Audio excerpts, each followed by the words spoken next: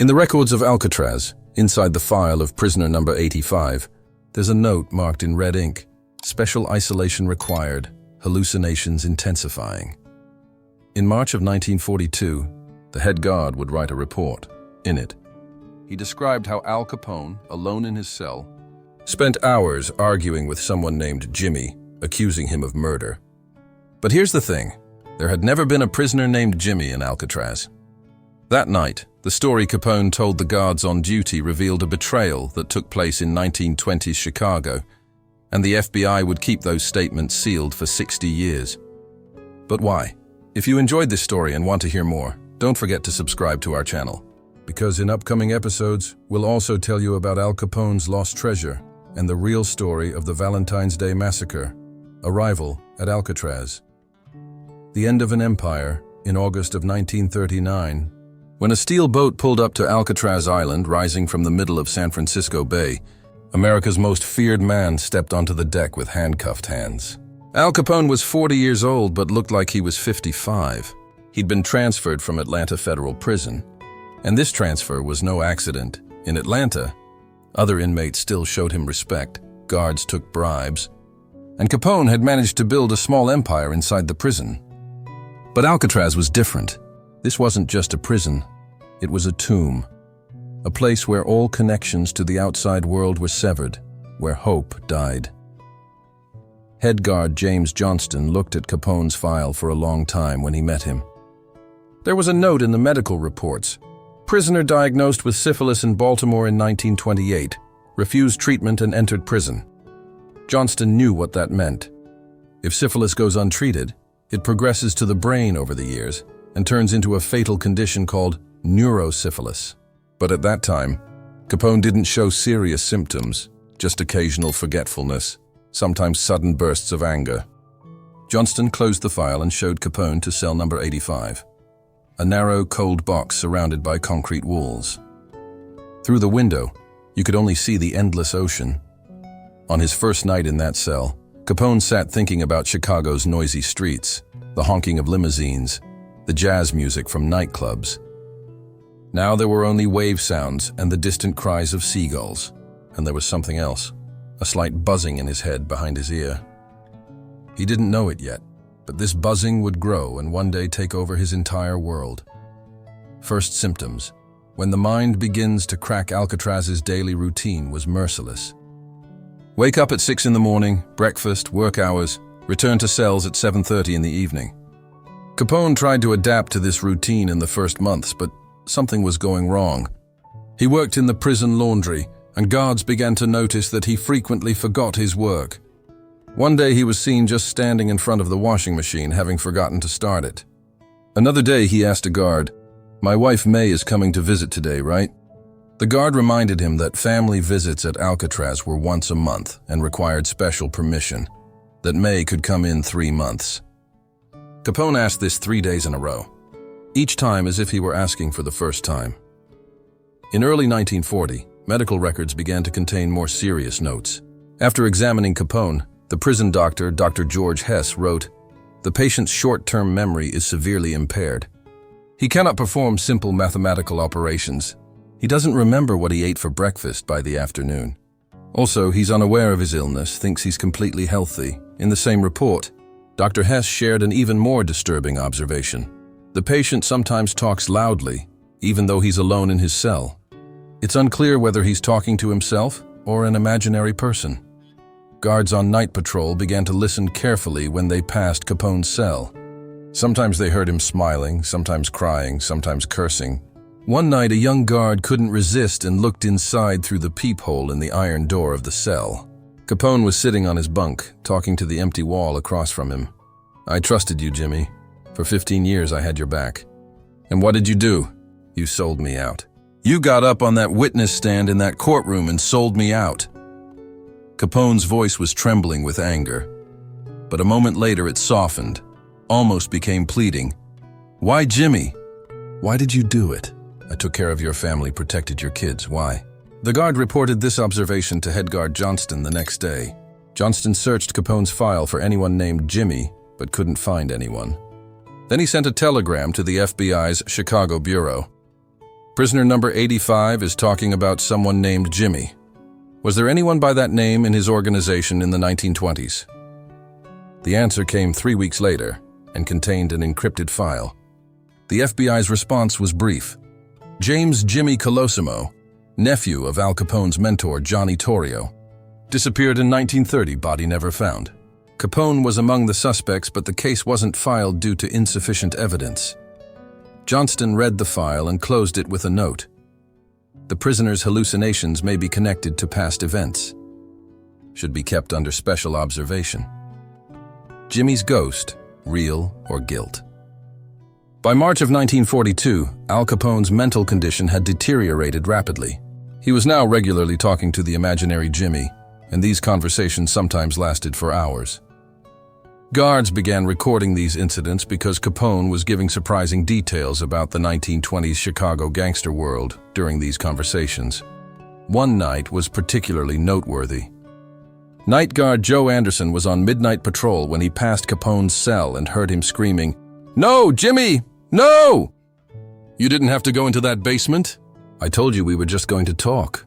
Anderson stopped and listened. Capone's voice was desperate, almost crying. "I didn't give that order, I swear. It was Frank McGurn's own initiative. You know that, right, Jimmy? You have to know that." Then there was a long silence. Anderson looked inside through the peephole, and what he saw shocked him.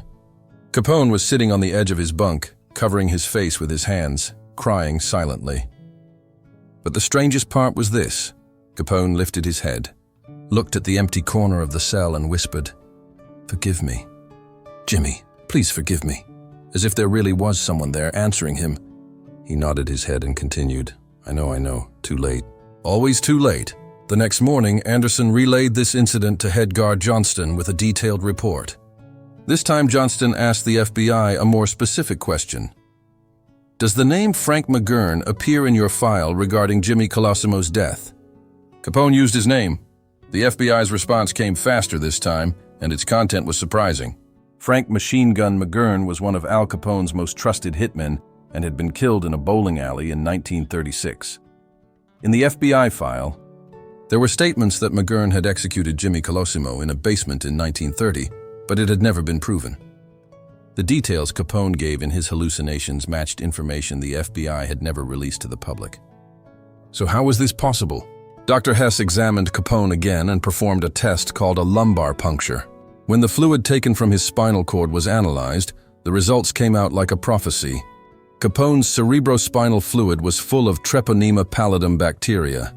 Syphilis had reached the brain and entered the final stage called neurosyphilis. Dr. Hess wrote in his report, "The patient's frontal lobe cortex has been severely damaged. This area is responsible for reality perception, social behaviors, and impulse control in the human brain. The damage is irreversible. The patient's condition will worsen in the coming years." But there was an interesting note in the last sentence of the report. The patient's long-term memory regarding past events is surprisingly preserved. He can't remember the recent past, but he describes events from the 1920s as if they happened yesterday. The collapse accelerates. A gangster's return to childhood by 1943. Al Capone was no longer a gangster but a sick man. He was removed from the prison laundry because he could no longer perform even simple tasks. It was decided to keep him in his cell, but this time not because he was feared, but for his own safety. Because Capone was no longer a dangerous criminal, but resembled a defenseless patient. Other inmates noticed this, and some tried to take advantage of it. One day during yard time, a young inmate approached Capone and asked for his watch. Capone, like a father giving a gift to his child, took off his watch without hesitation and gave it to him. When guards intervened and took the watch back, Capone looked surprised, but he asked me for it, so I gave it to him. Did I do something wrong? IQ tests ruthlessly documented the decline in Capone's mental capacity. When he entered prison in 1939, his IQ was measured at 95, slightly below average, but within the range considered normal. The 1943 test result was 60. Dr. Hess explained this in his report. The patient now has the mental capacity of a 12-year-old child. He cannot perform simple mathematical operations. He has difficulty writing his own name. The concept of date and time has almost completely disappeared. This statement caught the attention of the FBI's Behavioral Sciences Unit at the time. Although criminal profiling wasn't yet recognized as a scientific discipline, some agents were researching the theory that criminals gave statements through their subconscious reactions. Records of Capone's conversations in the cell were deciphered again. Psychologists worked on these records for months. It was especially noted that statements like, "I didn't give that order, Jimmy," were frequently repeated. One of them wrote, "This is not remorse. This is confession of sin." Capone had lost the line between reality and hallucination, but the memories were still there. These conversations were memory's last fortress against madness. There was a secret decision made at that time. If the FBI reached the solution to another crime based on Capone's statements, this information would never be released to the public. Files would be sealed on the grounds that the judicial system cannot accept the testimony of madness. That's why the Jimmy Colosimo file also remained closed, even if the information Capone gave was verified. A few years after Capone's death, before Alcatraz was closed, one of the last guards who served there attached a note to his retirement petition. "Every time I passed in front of cell 85, I seemed to hear a music sound, like a mandolin, but there was no one inside." In 1963, Alcatraz was officially closed. The federal government decided to turn the building into a tourist center. But the block where cell 85 was located was kept closed to the public for a long time. Official explanation: risk of floor collapse. But the real reason was different. Personnel on night watch patrol claimed they still heard sounds coming from that cell. A security guard had told this story. The cell was empty, but whispers were coming from inside. Someone was telling something, repeating a name, "Jimmy, Jimmy." Sometimes there would be a humming like music, not wind. Something else. In 1987, a National Geographic team received special permission to conduct paranormal research at Alcatraz. But during filming, cameras broke down 3 times, recording devices lost data. The historian leading the team noted, "This is not just a prison. There are stories in these walls. Some are still waiting to be told." In 2009, during construction in Chicago, an old underground basement was uncovered. The human remains found dated back approximately 70 years. Forensic medicine reported that 2 bullets had been fired into the head of the body, and the manner of death was execution. DNA samples taken from the bones partially matched Jimmy Colosimo's only living nephew. This coincided with the address given in Capone's hallucinations years earlier by the FBI. This incident didn't make it to the press, but in an FBI podcast that opened in 2010, an unnamed former agent said this sentence: "Sometimes madness opens the door to divine honesty." Capone's mental collapse brought the dark secrets of the past to light. Al Capone was the symbol of crime and collapse, but he was also a demonstration of how powerful yet fragile the human mind can be. With his power, he shook cities, but a voice inside his own head defeated him. Even the FBI, which pursued him for years, ultimately decided that the information he gave was too disturbing to explain. Now, when you go to Alcatraz as a tourist, stop for a moment as you approach cell 85. Look at the concrete walls, and maybe listen carefully. Because who knows? Maybe he's still there, and still asking, "Why, Jimmy? Why did you do this?" But the most tragic part of this collapse was that Capone was unaware of his own condition.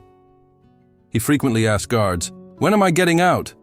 "I need to return to my family. I have business in Chicago." When guards told him his sentence wasn't up yet, he responded with confusion, "But how long have I been here?" The truth was, he could no longer even perceive time. Capone's behavior in his cell became increasingly disturbing. Guards often found him sitting in a corner of his cell, playing an imaginary mandolin. He made movements with his hands as if holding a mandolin, trying to make music sounds with his lips. Once they asked him why he was doing this, Capone answered with a smile, "I'm playing for my brother. He loves music so much." The guards checked his file. Capone's brother, Salvatore Frank Capone, had been killed in 1924 in a police ambush in Cicero, nearly 20 years ago. But in Capone's mind, his brother was still alive and sitting with him in the cell. Perhaps the most disturbing incident occurred in January 1944. The night guard was checking the cells when he noticed a strange smell coming from Capone's cell. When he looked inside, what he saw made him nauseous. Capone was drawing something on the wall with his feces. The guard opened the cell and went inside, and Capone turned around proudly and said, "Look, I drew a map of Chicago. This is my territory. This is North Side. This is South Side." They were meaningless shapes on the wall, but Capone saw them as city maps. The guards cleaned him and disinfected the cell. But this incident went into the medical file with the note, "Patient's hygiene awareness has completely disappeared." After this incident, Dr. Hess wrote a report to head guard Johnston. "The patient's condition has entered the terminal stage. There is no therapeutic value in keeping him in prison. It is recommended that he be handed over to his family. Release. Freedom or another prison." When Al Capone arrived at Alcatraz in 1939, he had served 4 years of his 11-year tax evasion sentence. When his sentence was up in November 1946, he was technically a free man. But the truth was, Capone wasn't free. His brain had imprisoned him from the inside. Release day fell on a cold and foggy morning. When they put Capone in a wheelchair and took him to the ferry dock, press members were there. As photographers flashed their cameras, Capone looked around in confusion. A reporter shouted, "Al, what are you going to do now?" Capone looked at him but didn't answer. Maybe he didn't understand the question. Maybe he had already forgotten how to speak. On the boat, his wife May met him. When Capone saw her, he smiled, but he didn't notice the tears in May's eyes. May held his hand and whispered, "We're going home, Al. We're finally going home." But Capone's real home no longer existed. When he was settled in his Miami mansion, the magnificent hall where parties for 100 people were once held had now turned into a hospital room. May hired a special caregiver for Capone, and doctors started him on a new treatment protocol, penicillin injections, which were still experimental at the time. But it was too late. The syphilis bacteria could be killed, but the damage it had done to the brain was permanent. One of the doctors told May frankly, "Ma'am, your husband's brain is now like a child's. The mental capacity of a 12-year-old child. This is irreversible." May didn't answer. She just cried. 28 years ago, as an 18-year-old pregnant girl, she had married Al Capone. Back then, Al was 20, handsome, ambitious, and promised to show her the most beautiful places in the world. Now he was 47, and the man sitting across from her was a stranger. Capone's days in Miami turned into a strange routine. In the mornings, he would sit in the garden, watching the sea. Sometimes his son Sonny would come to him, but Capone never recognized him. One day, Sonny said to his father, "Dad, it's me, Sonny." Capone looked at him and smiled. "Hello, Sonny. How's school going?" Sonny was 30 years old at that time, married and had children. But in his father's mind, he was still a 10-year-old child. In the afternoons, Capone would often sleep. In the evenings, he would watch television, but it was clear he didn't understand what he was watching. He just looked at the moving images on the screen. May would sometimes sit in the same room with him, looking at old photographs. Days in Chicago, fancy dresses, luxury cars, nightclubs. "It was all like a dream," she would whisper. "And now we've woken up." But sometimes strange moments occurred in Capone's mind. Lucid moments, defined by this term in medical literature. Moments when the patient suddenly becomes clear, when reality perception briefly returns. These moments were the hardest for both May and the caregivers, because in those moments Capone became aware of his condition. One evening, while May was sitting next to him, Capone suddenly turned and looked at her. There was a clarity in his eyes as if the fog had lifted. "May," he said, and his voice was normal. It was the old Capone's voice. "What happened to me? Why can't I remember anything?" May froze. How could she answer this question? But she didn't need to answer because the clarity in Capone's eyes slowly faded. The fog returned, and he turned back to his old self. May cried a lot that night. The final year, Silence and Shadows, 1947, was Al Capone's last year. He could no longer walk, sometimes couldn't speak. The penicillin treatment had killed the bacteria, but the brain damage continued. In January, he had severe pneumonia and couldn't get out of bed for months. Doctors told May, "Be prepared," but Capone held on. In February, he improved a bit, started walking again, but his speech was almost completely gone. Now he only made incomprehensible sounds. May still sat next to him every day, held his hand, talked about the old days. Was Capone listening to her? Did he understand? No one could know. On the evening of January 25, 1947, Capone's condition suddenly worsened. High fever, seizures. The doctor was called, but there was nothing he could do. The next morning, January 25, 1947, at 3:30 a.m., Al Capone died in his Miami mansion at 48 years old. On the death certificate, the cause of death was listed as heart failure and pneumonia, but everyone knew the real reason. Untreated syphilis had destroyed his brain over the years and finally taken his life. May sat by her husband's body. She wasn't crying anymore. She had shed all her tears years ago. She just sat and looked. This man was once one of America's most powerful people. With one phone call, he could have murders committed, managed millions, controlled cities. Now in front of her was a silent, motionless body. When the disease took him, only a shell remained. The funeral was held in Chicago. But this time there was no crowd, no press flashes, no hero's welcome.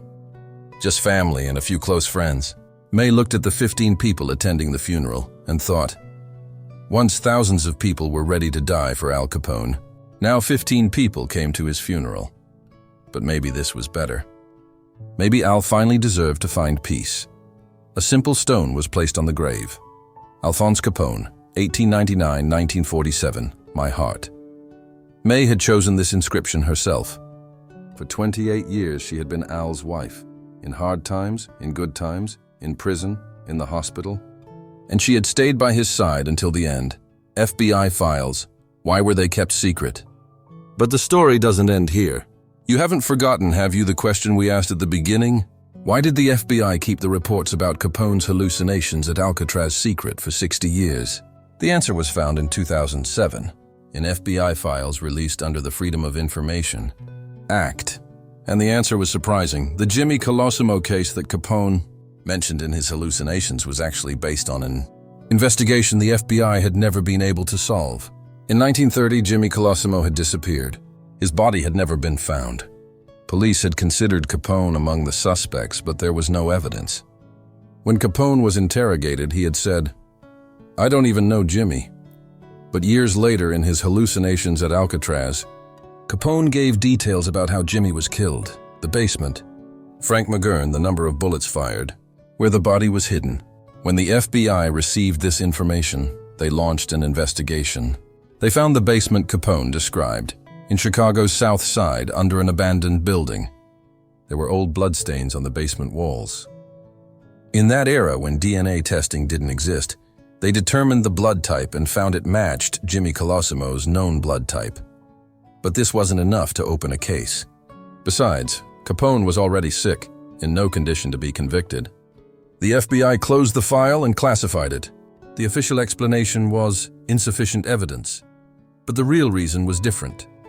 The FBI didn't know how to use information obtained from a criminal's hallucinations in court. This was an unprecedented situation. Moreover, the details Capone gave were information the FBI had never reached in its own investigation. How could this be possible?